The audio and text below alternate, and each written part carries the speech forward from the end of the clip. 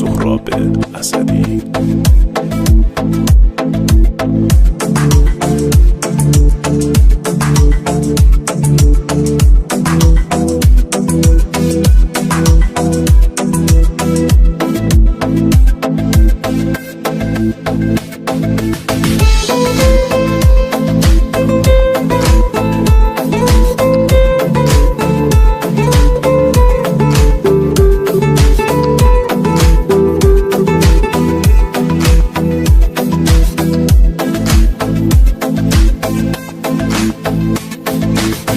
رفتی از دنیای من، خالی شد آغوش من، زندگی واسم حروم، هیچکی نکرد دل و آروم. آرزو بر دل شدم، بی خیال غم شدم، هر جایی بیا به روح، اما گوش هر کس شدم. زندگیمو پس بده، آبرومو پس بده، نه نمیتونی گلم، گفتم که از دستم نده.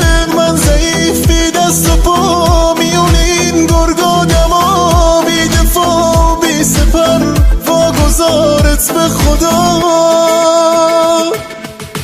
دست تو گذاشتی دو دستام، گفتی تا فردا ها پیش تو میمونم. سر تو گذاشتی روشونم، گفتی بات میمونم. چی شد؟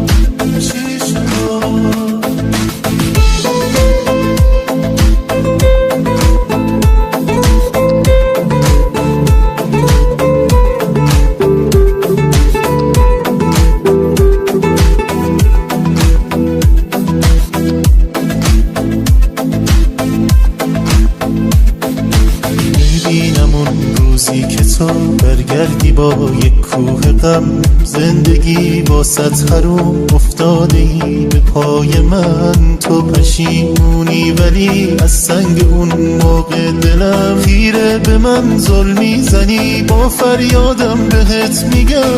زندگیمو پس بده، آبرومو پس بده، نه نمیتونی گلم، گفتم که از دستم نده.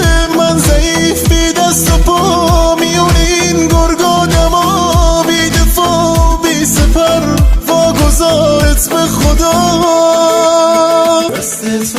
دست تو گذاشتی دو دستام، گفتی تا فردا ها پیش تو میمونم. سر تو گذاشتی روشونم، گفتی بات میمونم. چی شد؟